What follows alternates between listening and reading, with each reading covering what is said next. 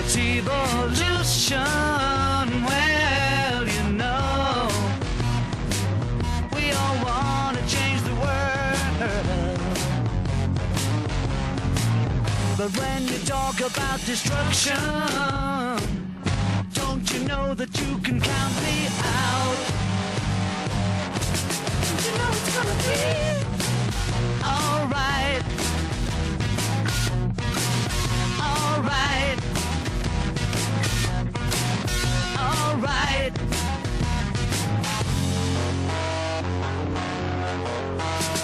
You say you got a real solution. Well, you know, we don't want to see the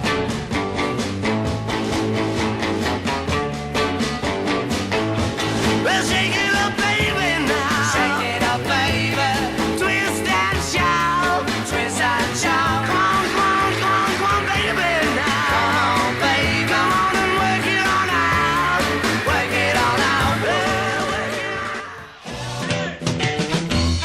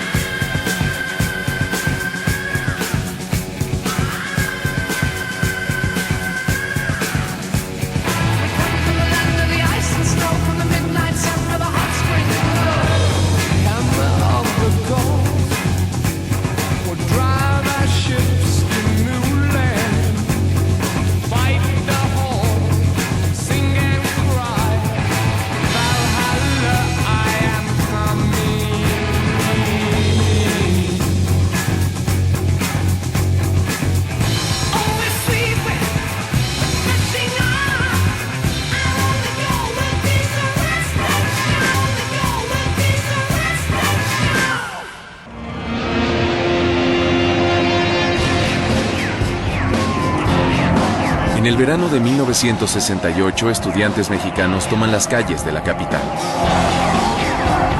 Todos estábamos hasta la madre del señor presidente. Estábamos en una olla de vapor que pronto estallaría.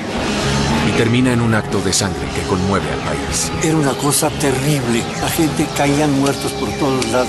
Era una sinfonía ahí de llanto, gritos, horror. A quienes lo comparan con la matanza de Tiananmen. Jamás se los perdono. Jamás. 4 décadas después, muchas interrogantes siguen sin respuesta. ¿De dónde salieron esos francotiradores? ¿Quién los armó? En el verano de 1968, los jóvenes de México se unen a un movimiento estudiantil mundial que pide una revolución a gritos. Soñábamos, creo, en ese momento con que hubiera una gran rebelión juvenil que acabara con el autoritarismo. Porque en este país todo lo que no estaba prohibido era obligatorio. Había que retar a lo prohibido y eso suponía desde cómo te vestías, qué bailabas, qué tomabas, qué hacías con tu novia o qué te hacía tu novia. Vamos, todo formaba parte de una etapa nueva. Igual que en Europa y Estados Unidos, los estudiantes mexicanos viven la liberación sexual a pleno. Era la primera vez que muchas compañeras, mujeres que estudiaban, estaban también en la calle. Veníamos de una sociedad muy tradicionalista. Pues en aquel entonces pues estábamos educados muy rígidos, tanto en nuestras casas como en las escuelas. Lo que decían los padres o lo que decían los maestros era eso lo que se tenía que hacer. Bueno, yo estudiaba en la Facultad de Derecho, en la universidad, y venía yo de provincia, vivía en un pensionado para señoritas. Ahora ver a nuestras compañeras de los grupos de escuela en las calles también con nosotros era una cosa muy importante, era una cosa no vista antes. Vivíamos el periodo de la Guerra Fría. Simpatizábamos con la Revolución Cubana. Sabíamos de los movimientos que existían a nivel latinoamericano.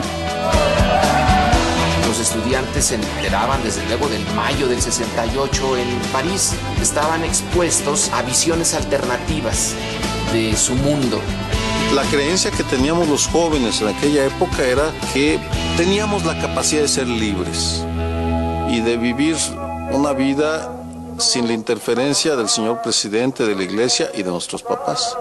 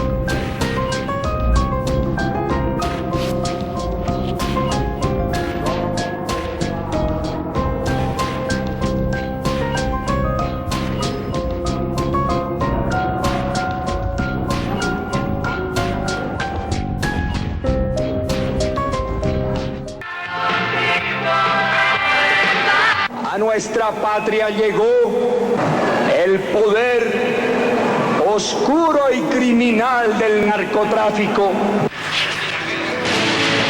El gobierno no podía negociar.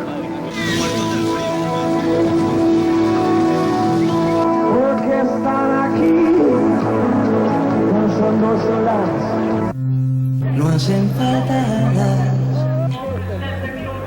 para hacer un sueño. Porque los muertos no saben callar. Si tú quieres vivir. Esto es para machos. ¿Tiene condones? El condón es un medio eficaz para prevenir el SIDA. Y lo que a mí más me duele es que todo sigue igual.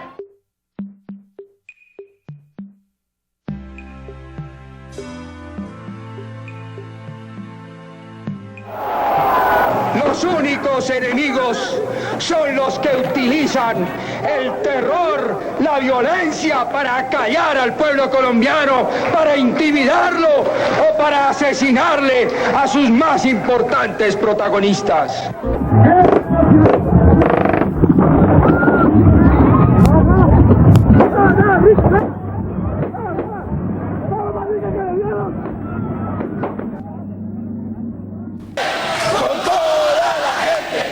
¿Es amigo de la constituyente? Bueno, ¿quién es el enemigo de la constituyente? De repente, ¿cuándo se hace? ¿Cómo se hace? ¿Y quién la hace? Recordemos ese 88 y parte de ese 89. ¿Qué estaba pasando?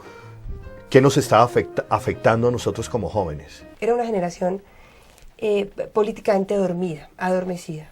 Pero empezaron a pasar unas cosas muy complicadas, que es, por ejemplo, el asesinato de los grandes líderes, digamos, que significaban una renovación, los escándalos más impresionantes de la clase política. Entonces, una generación que estaba relativamente adormecida, que ha habido como entre música de los 80 y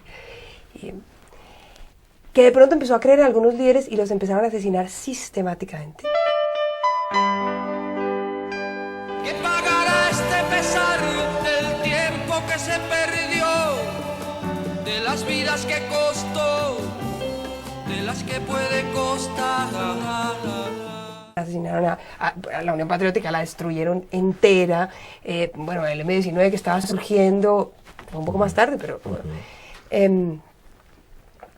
entonces, lo que yo creo que describiría a esa generación es eso, frustración. Yo me vinculo después de la muerte de Bernardo Jaramillo. Bernardo Jaramillo era un hombre a quien yo conocía, era dirigente de la Unión Patriótica en esa época. Yo era una persona pues, muy joven, tenía unos 18, 19 años en esa época. Él era una gran fuente de inspiración, yo realmente creía que él podía ser una figura de renovación de la izquierda y me dolió muchísimo su muerte, me conmovió enormemente. Me conmovió mucho la de Luis Carlos Galán, también por supuesto. Pero yo realmente no era muy galanista, mi papá era muy galanista y lo vi conmovido como nunca cuando mataron a Luis Carlos Galán, pero realmente lo que me movió, lo que me hizo buscar las asambleas del movimiento estudiantil, buscar una manera de expresarme, decir algo tenemos que hacer o nos van a matar a todos, tenemos que buscar una manera en la cual la gente pueda expresarse políticamente en Colombia sin que la maten, fue la muerte de Bernardo Jaramillo. Eso me llevó a ir por primera vez a una asamblea del movimiento estudiantil en el auditorio central de la Universidad Distrital, que era donde estudiaba. Óscar, pero ¿cuáles son esas imágenes que nos empiezan a marcar? Por ejemplo, yo encuentro que a nuestra generación nos empiezan a marcar esas imágenes repetidas de las masacres paramilitares, las tangas, la negra, el tomate, Segovia. Esas imágenes empiezan a aparecer en nuestro imaginario, imágenes aterradoras. Las imágenes fuertes de esa época son tres. Una, las masacres. La otra, como dijo Catalina, el asesinato sistemático de una nueva generación de líderes que quería cambiar el país y que creyó que podía pensar y que valía pensar en este país. Y la tercera, creo yo, la más fuerte para nuestra generación, fue darse cuenta de que aquí lo que no valía era la vida, lo que no valía era la creatividad. Si eras creativo y estabas pensando, te iban a matar. Y sin embargo, lo más interesante, yo añadiría a la palabra frustración la palabra creación. Lo que hicimos en ese momento fue crear. Estábamos hastiados de que el país fuese manejado por un círculo pequeño de gente que creía que podía seguir manejando esto como si fuese una finca, como si se tratase de un pastor llevando a su rebaño. Pero veníamos del 86, 87, si la memoria no me traiciona, del asesinato de Pardo. Estaba andando el exterminio de la UP, pero llegamos al 18 de agosto de 1989, 7:30 de la noche, Soacha, y es asesinado Luis Carlos Galán. Ese momento, ¿qué significa para nuestra generación? Esa suma de violencias, esa suma de ataques a la inteligencia, a la creatividad, a la consecuencia, con el asesinato de Galán y el día anterior del comandante de la policía de Franklin en Medellín, el comandante de la policía en Antioquia, también habían asesinado al gobernador. Se sentían a pasos de animal grande, y cuando asesinan a Galán es la gota que rebosa la copa.